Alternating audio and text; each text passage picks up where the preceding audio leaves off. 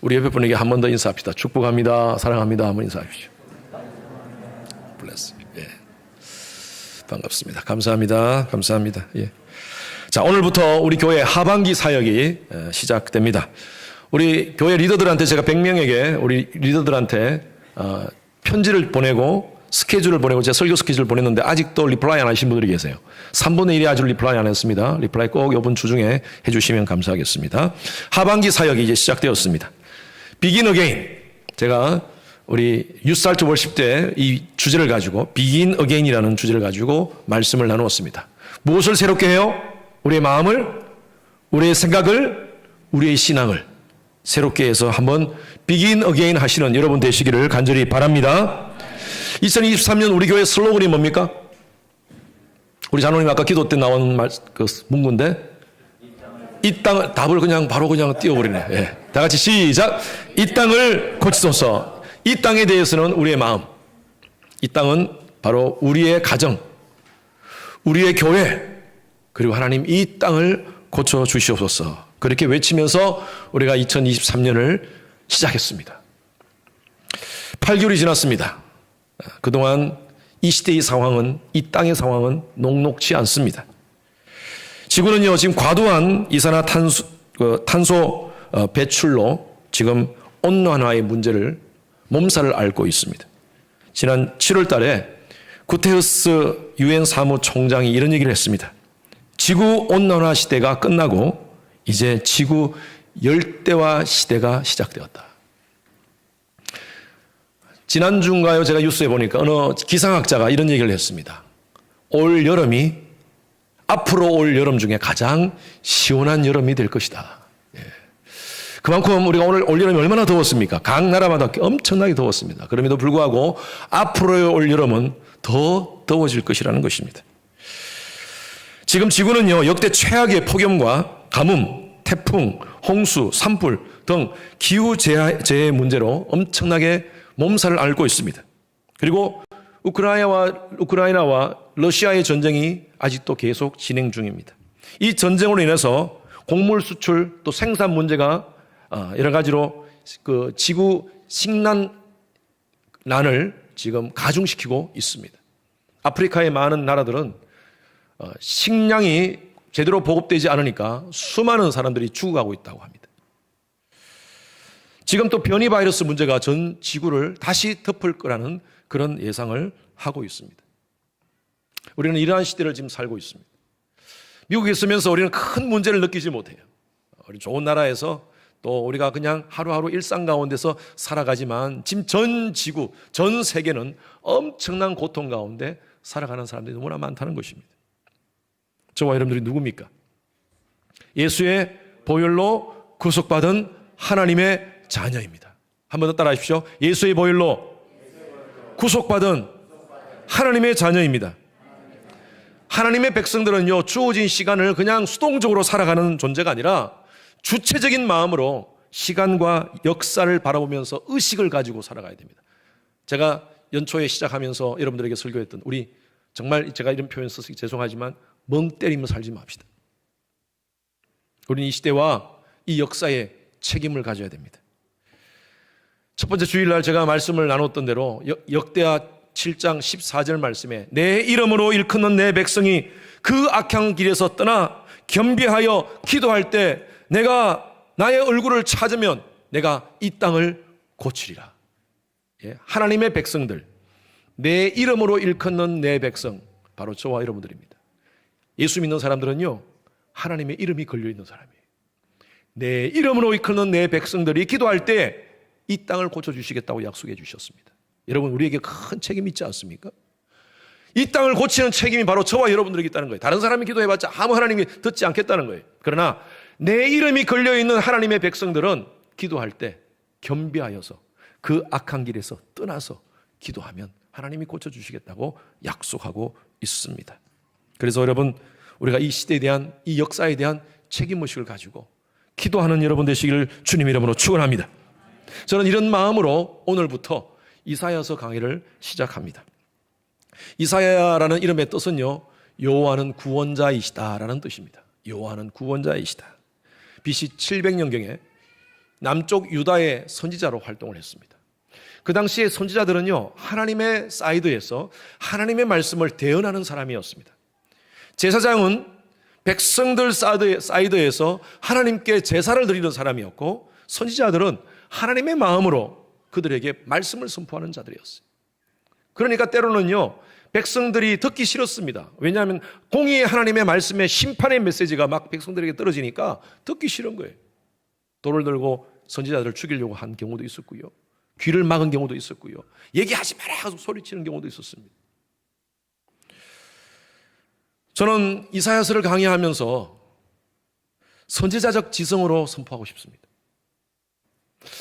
이 말씀을 여러분에게 나누다가 여러분들이 좀 이런 마음을 가질 수도 있어요. 목사님 좀 세게 하시네, 목사님 좀 심하게 말씀하시네 라고 생각할 수가 있습니다. 제가 미리 말씀드리는 거예요.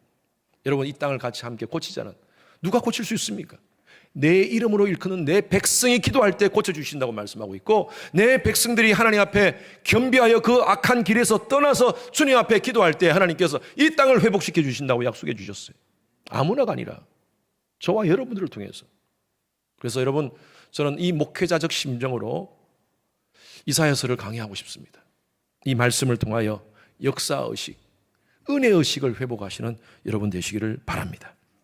첫 번째 우리가 생각할 것은요, 영적 건망증에서 회복하십시오. 여러분, 건망증은 잊어버린다는 거예요. 영적 건망증에서 빠져나오시기 바랍니다. 2절 3절 말씀 같이 읽겠습니다. 한 번 더 읽습니다. 말씀 읽을 때 크게 읽겠습니다. 시작. 여호와께서 말씀하시기를 내가 자식을 양육하였거늘 그들은 나를 거역하였도다. 소는 그 임자를 알고 나귀는 그 주인의 구유를 알건만은 이스라엘은 알지 못하고 내 백성은 깨닫지 못하는도다. 이사야는요, 하나님께서 유다 백성들을 자식같이 양육하셨다라고 그렇게 비유하고 있습니다. 부모 자식 관계예요. 여러분, 자식들은 부모의 은혜를 받고 부모의 사랑을 받은 사람입니다. 존재들입니다. 그러면 부모의 사랑을 알고 은혜를 알고 살아야죠. 지금 이스라엘 백성들이 종교적으로나 도덕적으로나 아주 심각한 죄악 가운데 빠지고 하나님의 그 놀라우신 부모와 같은 하나님의 은혜를 망각하고 산다는 것입니다. 지금 하나님께서 이스라엘 백성들을 향하여 이사야를 통하여 이렇게 안타까운 마음으로 그들이 나를 거역하였도다, 나의 백성은 깨닫지 못하는도다 라고 그렇게 말씀하시고 계십니다. 그러면서 짐승에 비유하십니다. 짐승. 소는 그 임자를 알고 나귀는 그 주인의 구유를 알건만은. 짐승들도, 이성이 없는 짐승들도 임자를 알고 주인을 안다는 거예요. 그런데 하물며 인간들인, 또 내 이름이라고 일컬음을 받은 내 백성들이 나의 소리를 듣지 않고 있구나. 언젠가 제가 한국 뉴스를 봤는데 경북 상주에서 이런 일이 있었답니다. 주인이 죽었어요. 그렇게 사랑을 했던 주인이 죽었어요. 근데 그 소가 마침 고삐가 부러져 가지고 나가버렸어요.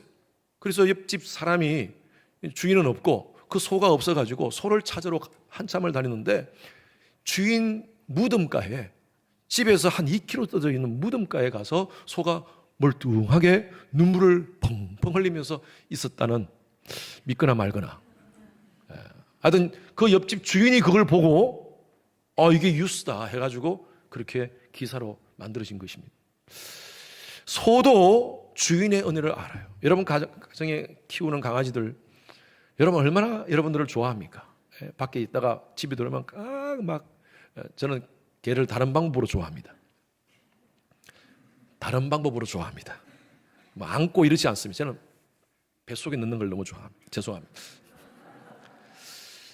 그런데 그렇게 강아지를 좋아하시는 분들이 있잖아요. 죄송합니다. 여러분 이해하십시오.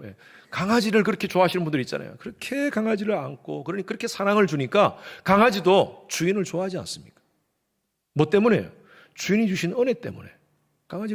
강아지가 주인을 좋아하지 않습니까? 지금 이사야가 그 얘기하는 거예요. 소나 나귀나 이성이 없는 짐승들도 그렇게 주인의 은혜를 알고 사는데 하물며 인간이 그래서는 되겠느냐 이거예요. 이스라엘 백성들이 하나님의 사랑을 받고 하나님의 은혜를 받고 살아가는 백성들이 어떻게 그렇게 살 수 있느냐, 그걸 망각할 수 있느냐. 여러분, 사람들은요, 우리가 이 땅 가운데 살면서 망각이 필요합니다. 다 기억하는 것이 아니라 때로는 잊어버려야 될 것도 있어요. 여러분, 과거의 상처들, 아픔들, 그런 것들은 빨리 잊어버리셔야 돼요. 그거 오래 가지고 있으면 병나죠. 그런데 잊지 말아야 될 것이 있습니다. 오래전에 미국 신문에 실린 글을 제가 봤습니다. 40세 사커맘, 여러분 사커맘 아십니까? 축구 때문에, 아이들 축구 때문에 같이 모여가지고 아마 여러분들 그 자녀들 축구 시킬 때 아마 자주 만날 거예요. 그 부모들. 근데 엄마들끼리 나이가 비슷해가지고, 야, 몇 살 해가지고, 나이가 같네 해서 거기 때부터 계속 매년 만나기 시작했습니다. 네. 자, 40세가 되었어요. 40세가 되어가지고, 40세가 된 기념으로 우리 한번 식당을 정해서 우리 한번 만나자 해서 그 식당을 정했습니다. 식당 이름이 오션뷰 레스토랑이었습니다. 무슨 레스토랑? 오션뷰 레스토랑이었어요. 왜 그 식당을 정했냐면요, 그곳에 젊고 잘생긴 웨이터들이 많기 때문에. 10년 후에 40세 때 만났고 10년 후 50세 때 또 기념으로 우리가 한번 50세 기념으로 함께 식사하자 해서 만나기로 했습니다. 어디서 만나기로 했냐면 오션뷰 레스토랑에서 만나기로 했습니다. 왜 그러냐면요, 조용하고 아늑한 분위기 때문에. 60세가 되었어요. 이제 함께 식사하기로 했습니다. 어디서 만날까 하다가 다시 어디요? 어떻게 하셨어요? 네. 오션뷰 레스토랑에서 만나기로 했습니다. 왜냐하면요, 그곳의 분위기가 너무 좋기 때문에. 70세가 되었습니다. 70세 기념으로 한번 만나자 해서 어디를 정했냐면요, 어디요? 오션뷰 레스토랑을 정했습니다. 왜냐하면 그곳에 휠체어가 들어갈 수 있기 때문에. 80세가 되었어요. 우리 80세 기념으로 또 한번 만나자 해서 여러 동네를 찾아가면서 좋은 레스토랑을 찾았어요. 그런데 결국 어디를 했냐면요, 어디요? 오션뷰 레스토랑을 정했어요. 근데 왜 그 길을 정했냐면 한 번도 가본 기억이 없기 때문에.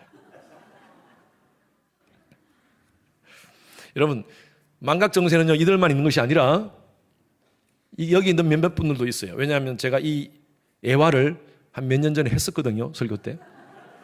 근데 지금 웃는 거 보니까 잊어버렸던 것 같아요. 예, 예화는 잊어버려 주십시오. 그래야지 목사가 다시 또 써먹을 수 있으니까. 예. 예화는 괜찮아, 잊어버려도 괜찮아요. 여러분들 과거에 받았던 상처, 아픔, 그런 문제들도 빨리 잊어버리십시오. 그런데 우리가 잊지 않아야 될 것이 있습니다. 정말 받은 은혜는 잊으시면 안 됩니다. 그런 속담이 있지 않습니까? 받은 은혜는 돌에 새기고 베푼 사랑은 물에 새기라. 참 좋은 말 같아요. 내가 사랑을 받았습니까? 은혜를 받았습니까? 여러분, 그것은요, 돌에 새겨야 돼요. 돌에 새긴다는 말은 잊지 말라는 거예요. 돌에 새기는 것이 얼마나 힘듭니까? 그건 잘 안 지워져요. 우리가 누구에게 사랑을 받으면요, 정말 돌에 새겨놔야 돼요. 그런데 내가 베푼 사랑은요, 물에 새겨야 돼요. 물에 새길 수 있습니까? 없잖아요. 흐르는 물을 어떻게 새깁니까? 빨리 잊어버리란 말이죠. 그런데 우리는 반대로 합니다. 받은 사랑은요, 물에 새겨버려요. 잊어버려요. 그런데 베푼 사랑은요, 절대 잃어버리지 않습니다. 밥을 우리가 한번 사줬어요, 어떤 사람한테. 사주고 나서는 계속 기다리는 게 언제 밥 사주나. 언제 다시 밥 사주나, 나한테. 밥 안 사줘? 그때부터 또 마음이 불편하기 시작하는. 이게 인간의 본성이에요. 우리 교회 집사님이신데 저한테 이런 얘기를 하시더라고요. 목사님. 정말 한국에 고등학교 때 너무너무 친하고요. 정말 둘도 없는 친한 친구였대요. 그 친구가 한국에서 부도가 나가지고 너무너무 힘들게 사는 소식을 듣고, 얘를 좀 미국에 와서 살 수 있도록 도와줘야겠다. 앞으로 영주권도 내주고 자기 회사를 통해서 영주권도 내주고 여러 가지 좀 해줘야겠다 해서 그 친구를 불렀어요. 그 옛날 그 느낌 때문에. 그래서 이 친구가 뭐 아무것도 없으니까 아파트도 보증해주고 차를 살 때도 아주 좋은 차로 사주면서 보증을 해주고, 그렇게 하면서 다 살 수 있도록 해주고 직장까지도 주선해가지고 다 지낼 수 있도록 도와줬다는 것입니다. 그리고 계속 필요한 것들을 공급해줬대요. 그런데 한 1년 지나고 나서 갑자기 없어졌대요. 보니까 자기한테 아주 재정적인 타격을 팍 주고 한국으로 도망갔는데 연락이 안 된다는 것입니다. 너무너무 안타까워서 정말 나는 친구 때문에 그렇게 해줬는데 어떻게 이런 은혜를 잃어버렸나 하면서 안타까워하는 모습을 제가 들었습니다. 여러분, 그래요. 어떻게 그렇게 받은 사랑을 그렇게 사람이 잊어버릴 수 있습니까? 우리는 이런 사람을 뭐라 그럽니까? 가끔 짐승만도 못한 사람, 그렇잖아요. 지금 이사야가 하는 얘기가 바로 이거예요. 하나님이 그렇게 은혜를 주셨음에도 불구하고, 이스라엘 백성들을 자식같이 그렇게 하나님께서 이끄심에도 불구하고, 이스라엘 백성들은 소도 나귀도 주인을 아는데 그걸 다 잊어버리고 산다는 거예요. 1620년에 영국에서 신앙의 자유를 찾아서 그 당시에 청도교인들이 아메리카 대륙을 발견하고 이곳에서 정착을 합니다. 정말 척박한 땅에서 힘들게 첫 해 농사를 지어가지고 추수한 후에 교회에서 첫 교회를 지었고, 교회에서 하나님께 감사의 예배를 드렸습니다. 그것을 기념하는 것이 바로 땡스기빙 아닙니까? 땡스기빙, 하나님께 감사드리는 거예요. 그 후에 영국과의 독립전쟁을 치르고 독립이 되어서 지금까지 지켜주시고 보호하신 하나님의 은혜에 감사하면서 의회에서 이제 미국의 슬로건, 미국의 중요한 슬로건으로 딱 정한 것이 있었습니다. 그게 뭐냐면 In God we trust. 이 나라는 하나님이 주인이 되는 나라입니다. 우리는 하나님만을 의지합니다. 1955년에 미 의회는요, 이 In God we trust를 모든 집회 동전에 다 새기도록 하는 법안을 통과시킵니다. 가장 세속적인 돈에 가장 거룩한 하나님의 이름을 다 새겨놓는 거예요. 그리고 그 의미가 뭐냐면 이 나라는 돈이 우선되는 나라가 아니라 하나님이 우선되는, 하나님이 주인되는, 하나님의 주권을 인정하는 나라입니다 라는 것을 고백하는 그런 선포였어요, 그게. 그런데 그 후에 미국의 엄청난 세속주의 영향을 받습니다. 불과 얼마 지난 후에 1958년에 학교에서 기도하는 것을 금합니다. 위법이라고 인정합니다. 1960년도에 공립학교에서 성경 읽는 것을 스탑시킵니다. 그리고 1964년 너무나 잘 아는 사건이죠. 존 F 케네디가 교회 공립학교에서 주기도문을 하는 것을 스탑시켜버립니다. 그로부터 미국이 어떻게 됐습니까? 히피 문화가 생기게 되었고 엄청나게 마약과 폭력과 섹스 이런 문제로 미국이 완전히 디클라인 되어버렸어요. 과거에 18세기, 19세기에는 미국이 영적인 침체기 때 하나님께서 몇몇 사람들을 사용하셔서 영적 부흥을 주도하게 하셨어요. 조나단 에드워드라든지 조지 윗필드라는 이런 하나님의 사람들을 세워서 그 당시에 영적 각성, 영적 부흥을 일으키게 하셨어요. 그 대신 한 100년 동안 미국 안에 영적 부흥이 없습니다. 올해 2월 달에 켄터키 주의 에즈베리 대학교에서 부흥운동이 일어났다고 했습니다. 그래서 전 세계 그리스도인들이 많이 관심을 가졌어요. 그리고 그곳에 가서 사람들이 함께 기도하기도 했습니다. 그런데 그거는요, 지속화되지 않았어요. 그리고 또 한 큰 이슈가 생겼어요. 그 안에서 찬양을 인도하는 몇몇 사람들이 동성애자라는 소식이 또 알려지게 되면서 이것이 영적 부흥운동인가 하는 의심을 받게 되었습니다. 지금 미국은요, 모든 면에서 영적 타락, 심각한 신앙적 위기에 처해 있습니다. 동성애가 합법화되는 주들이 늘어나고 있습니다. 미국을 대표하는 신학교에서 동성애 클럽을 인정하고 있습니다. 여러분, 하나님께서 세우신 창조의 질서를 파괴시키는 행위를 신학교 안에서 하고 있다는 거예요. 하나님의 은혜를 망각하고 영적 건망증에 빠져 있는 미국만 그렇습니까? 우리 한국도 마찬가지예요. 오늘 이 말씀, 소는 그 임자를 알고 나귀는 그 주인의 구유를 알건만은 하는 이 말씀은요, 오늘 이 시대에 하나님 백성이라고 일컫는 모든 사람들에게 주시는 말씀이에요. 그 은혜를 망각하지 말라는 거예요. 교회는 다니지만 전혀 세상 사람과 다를 바가 없는 그런 삶을 살아가는 우리들의 모습이 아닌지요. 지금 내 백성이 나를 알지 못하고 깨닫지 못하는도다. 그 은혜가 뭡니까? 두 번째, 그 은혜를 함부로 취급하지 말라는 거예요.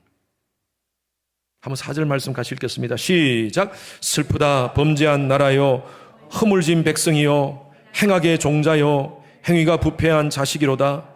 그들이 여호와를 버리며 이스라엘의 거룩한 이를 만홀히 여겨 멀리하고 물러갔도다. 이사야가요, 안타까운 마음으로 그들의 그 당시에 그 백성들을 향하여 안타까운 마음으로 슬프다 범죄한 나라요, 허물진 백성이요, 행악의 종자요, 행위가 부패한 자식이로다. 여호와를 버리고 거룩하신 이를 만홀히 여겨. 이 만홀이라는 것이 히브리 말로 나아스라는 단어인데, 이 단어는요, 함부로 대한다는 말입니다. 함부로 대한다는 거예요. 이 만홀이라는 한 문자도 참 잘 번역된 것 같아요. 만자는 흩어질 만자입니다. 홀자는 함부로 홀자입니다. 함부로 흩어져서 하나님을 대한다는 거예요. 갈라디아서에 보면 이 비슷한 말씀이 나옵니다. 갈라디아서 6장 7절 말씀에 보면 스스로 속이지 말라. 하나님은 만홀히 여김을 받지 아니하시다니. 하나님을 만홀히 여기지 말라는 거예요. 여기서 만홀이라는 이 헬라어 단어 묵테리조라는 이 단어는 코웃음을 치면서 비웃다는 말이에요.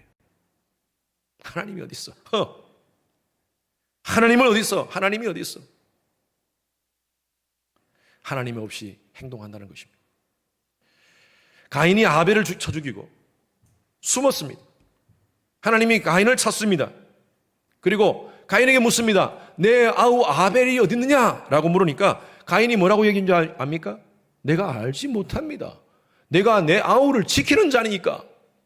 하나님께 오히려 대묻습니다. 하나님 몰라서 물으신 거예요? 지금 아우 아벨이 어디 있는지 몰라서 하나님께서 물으시는 거예요? 아니에요. 하나님 다 하시고 계세요. 처음부터 끝까지 다 보고 계셨습니다.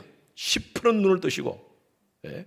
가인을 다 보고 계셨어요. 그런데 마치 가인은 하나님이 모르는 줄 알고 하나님을 만홀히 여기는 거예요. 오늘날 많은 사람들이요, 가인의 태도로 삽니다. 내가 아우를 지키는 자니까 하면서 가인과 같이 하나님을 무시하고 살아가요. 하나님은요, 죄를 반드시 찾으십니다. 이스라엘 백성들이 여리고성을 함락시키고 옆에 있는 작은 아이성을 함락시키려고 하는데 실패합니다. 전쟁에서 집니다. 아니, 어떻게 그런 큰 여리고성도 무너뜨렸는데 아이성을 못 무너뜨렸어요. 나중에 알고 보니까 아간의 죄가 거기 있었어요. 아간은요, 아무도 보지 않는 줄 알고 다 거기서 훔친 그 탈취물을 숨겼어요. 그렇게 하지 말라 그랬는데 아간이 드러났잖아요. 결국엔 아간은 죽습니다. 하나님은 하나님 앞에서 숨길 수가 없어요. 저는 그래요. 여러분들은요, 이 예배 시간에 여러분들 모든 것이 들키는 시간이 되기를 바랍니다. 우리가 부르는 찬양 있지 않습니까? 내 모습 이대로 주 받으옵소서. 날 위해 돌아가신 주 날 받으옵소서. 주님의 십자가 앞에 내 모습 이대로 나갑니다. 나의 더러운 모습, 나의 죄악된 모습 주님 앞에 다 드러내기를 바랍니다. 여러분, 이 고백이 이 예배 시간을 통해서 나타나야 돼요. 그렇지 않고 우리가 그냥 주일 예배기 때문에 참석만 한다면요, 그냥 여러분들은 기독교 종교인에 불과할 겁니다. 내 자신을 깨트리는 행위가 필요해요. 우리 다 죄인 아닙니까?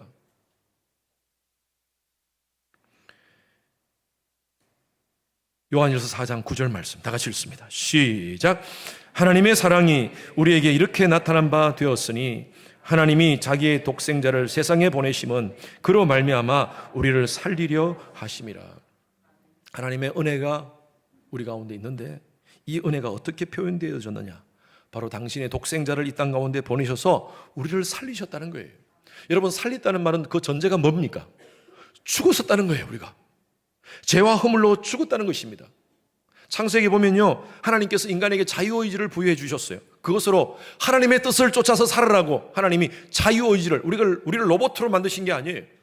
자유의지를 부여하셔서 하나님의 뜻을 쫓아 스스로 선택하며 살아라고.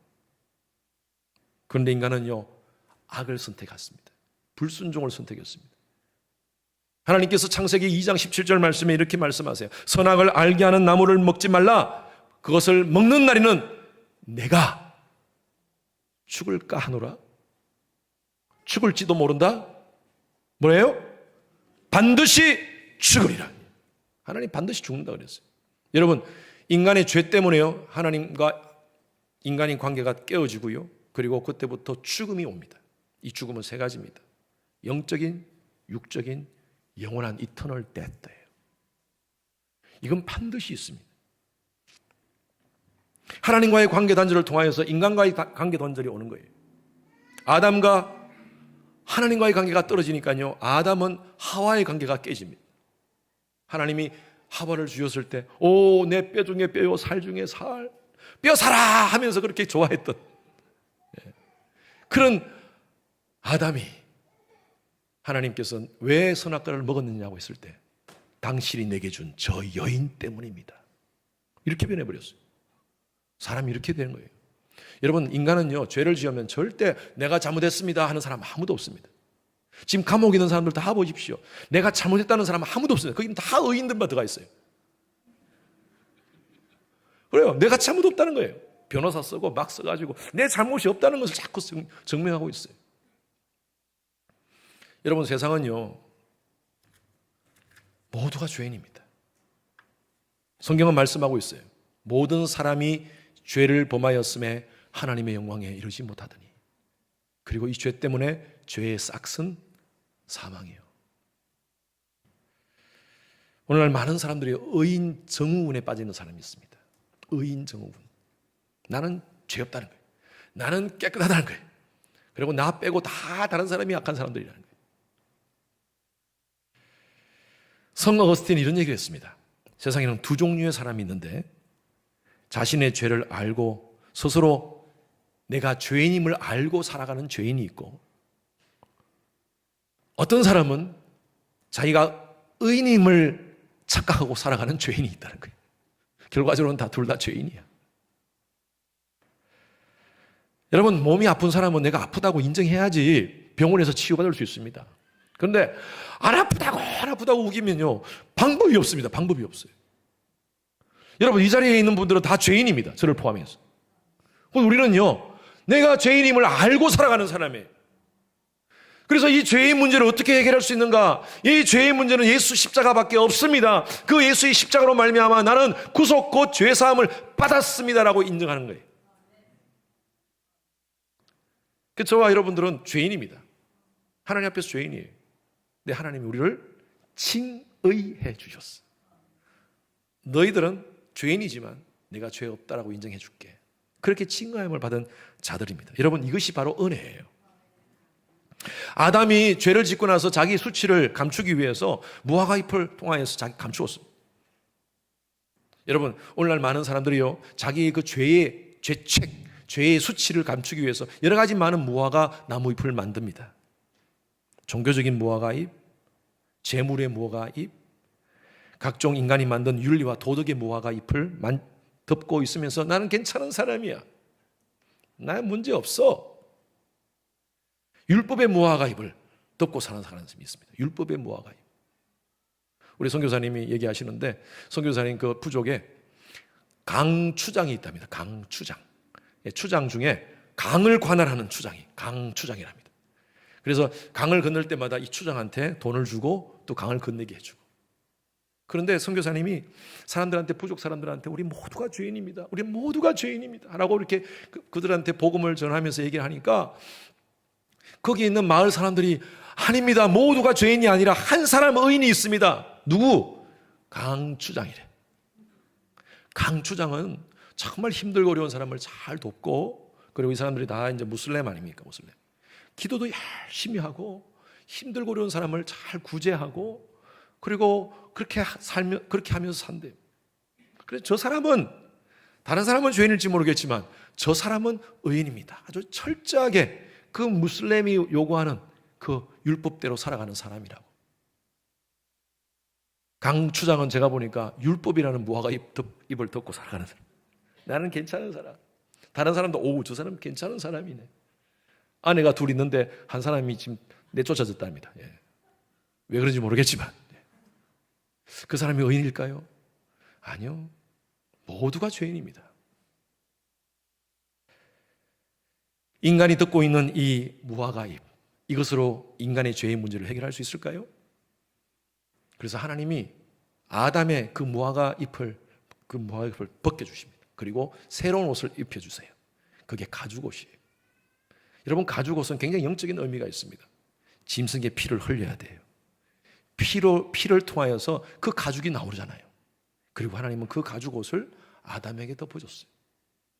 여러분, 저와 여러분들 무화과 잎 덮고 살아가는 그 모습, 여러분, 이 문제로, 죄의 문제를 해결할 수 없기에 하나님께서 독생자 예수 그리스도를 이 땅 가운데 보내셔서 어린 양의 피로 구속 곧 죄사함을 받게 해주신 줄로 믿습니다.